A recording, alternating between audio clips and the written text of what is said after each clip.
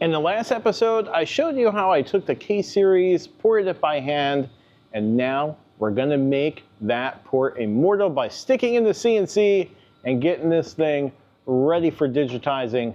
Matt's gonna do his thing, and then we are going to check out the final product. So make sure you guys keep watching, subscribe, hit that notification button. You're gonna wanna watch the rest of this. The CNC doesn't start the process, it supports it. Digitizing is how the handwork lives on.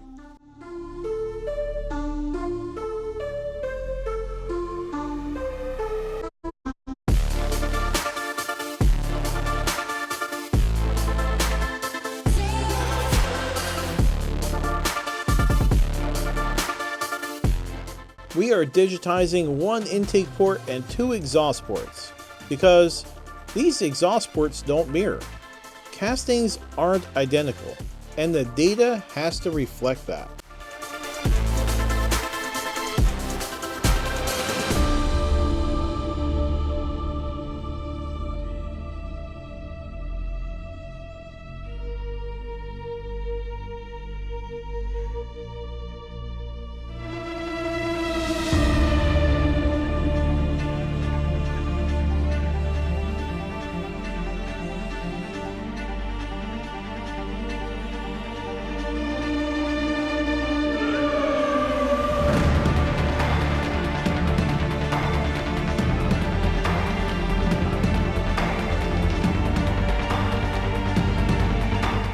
Once the hand port is finished, we digitize the geometry directly inside the CNC machine.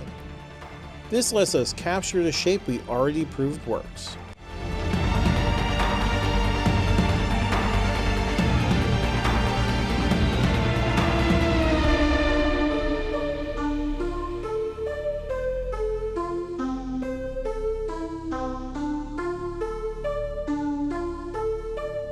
Anyone can hit cycle start.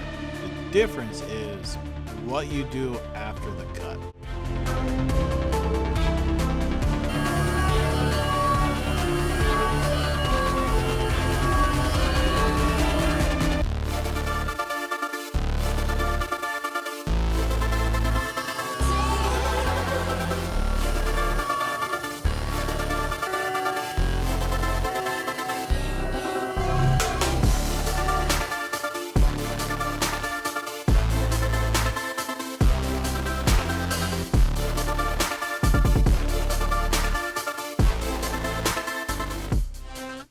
CNC gets us close, fast, but this is still a casting, and every casting cuts a little differently.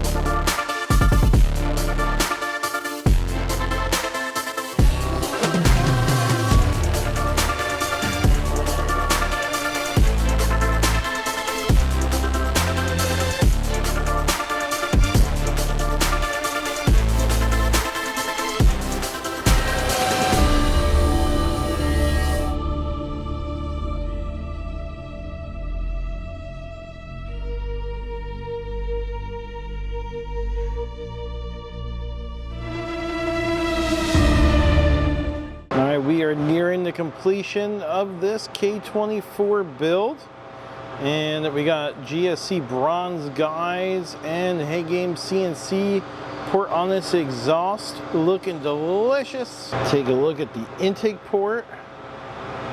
I think that is one of the prettiest K-Series intake ports I've ever seen. I might be a little bit biased because, well, it's ours, but man, look at that. Fins.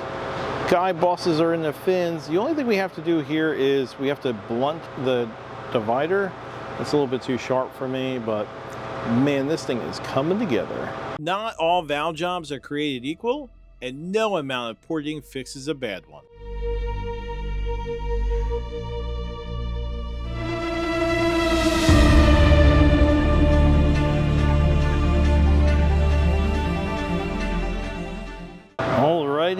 the parts. First up, we got the Super Tech dual valve spring kit, and we have a titanium retainer, of course. Can't live without the titanium retainer. We have a Faria valve set. We have a 6000 series OEM size intake valve, and we have their Comp Plus exhaust valve. And now the difference between the 6000 series and the Comp Plus is the Comp Plus is swirl polished, but not only that, the Faria exhaust valves on the 6000 series, they do an EV8 material, which is they're all Inconel, but it's a lower grade of Inconel, and then they use pneumonic 90 on the exhaust, and they swirl polish it, so it has a little extra cushion for the pushing for all that heat you're going to throw at it. And we got some Faria valve locks going in this guy. Now you'll notice that the one on the right here, this one here is OEM, and you'll notice how much longer the Faria lock is. And what that does is take pressure off the tip of the valve, but know that you can't use that lock in every spring kit. They have to be designed for that. The Super Tech also sells a longer lock, and so their retainer fits perfectly with it, but just don't think that you can use it with everything. But as I said, there is a difference, and that will change your spring height. So make sure you know before you go. This valve spring has decent pressure. It's 105 on the seat, 310 open. We're installing it at 1606 and 112 bind clearance with a spring rate of 409. And this thing's slated to make around 1,000 horsepower, so I know that we have enough valve spring. This is the perfect combination of parts to get together and also be reliable. Next up, mill, clean, and assembly. Milling isn't about chasing a number, it's about flatness, surface finish, and giving the gasket exactly what it needs to seal. This is one of those steps you never notice when it's done right, but you always notice when it's wrong.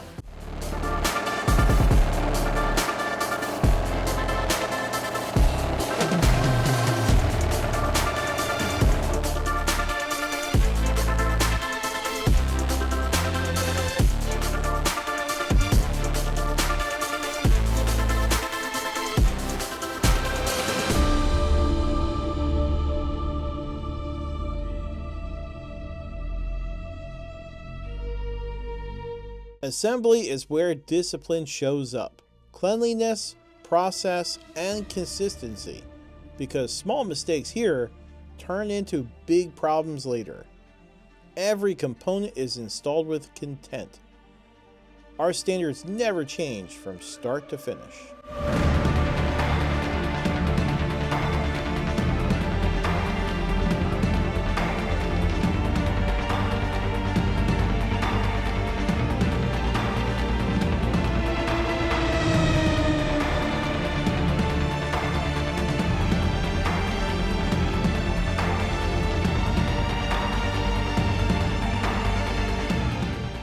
Every component going into this head was chosen to support the airflow and RPM this setup demands.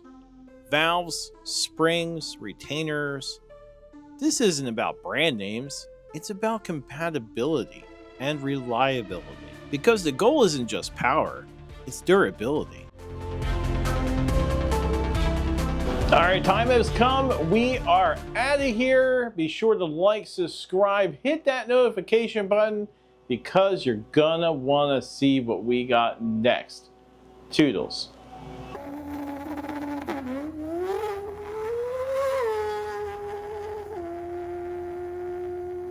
HeadGames!